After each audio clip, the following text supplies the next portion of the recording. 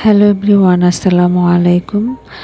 আমার ছোট্ট বেডরুমে আমি কিভাবে ওয়াল র্যাক লাগিয়ে পড়ে থাকা এলোমেলো জিনিসপত্রগুলো গুছিয়ে রাখি, সেটাই আপনাদের সাথে শেয়ার করছি। তো আমার বেডরুমটা খুবই ছোট, সেই জন্য এই ছোট ছোট জিনিসপত্রগুলো এলোমেলো হয়ে পড়েছিল। তো আমি আমার ছোট্ট ওয়ারড্রোবের উপরে একটু ফাঁকা জায়গা ছিল, সেখানে একটা ওয়াল র্যাক হ্যাঙ্গিং করে নিলাম। তারপর আমি সেখানে আমার সেই এলোমেলো হয়ে পড়ে থাকা জিনিসপত্রগুলো গুছিয়ে নিলাম। তো এই তো আমি গুছিয়ে নিচ্ছি। তো এখানে একটা মানি প্লান্ট গাছ রেখে দিলাম। তো এই গাছটা একটা কফি কাপের ভিতরে রেখেছি। তো এই কাপটা ভেঙে গিয়েছিল, এটা আমার কোনো কাজে লাগে না, সেই জন্য আমি এটার ভিতরে মানি প্লান্ট লাগিয়ে নিলাম আর লাগিয়ে এই র্যাকের ভিতরে রেখে দিলাম।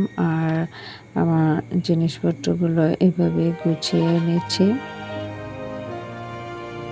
ছোট্ট একটা আয়না ছিল, তো এখানে রেখে দিলাম নিচে তাকে, তার মাঝখানে তাকে আর একটা আয়না রেখে দিলাম।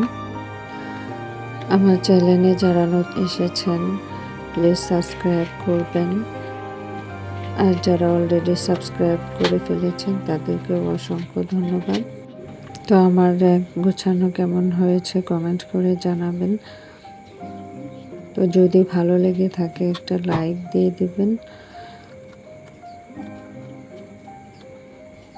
তো এই তো আমার র্যাক গোছানো শেষ হয়ে গেছে। তো এবার নিচের জায়গাটা আমার কাছে ফাঁকা মনে হচ্ছিল, তো সেই জন্য আমি এরকম একটা জার নিয়ে নিলাম, তার ভিতরে আরও কিছু মানি প্লান্ট রেখে দিলাম। রেখে একটা আয়নার উপরে এই মানি প্লান্ট গাছগুলো রেখে দিলাম। তো আমার কাছে দেখতে খুবই সুন্দর লাগছে, আর এই জায়গাটাও সুন্দর লাগছে।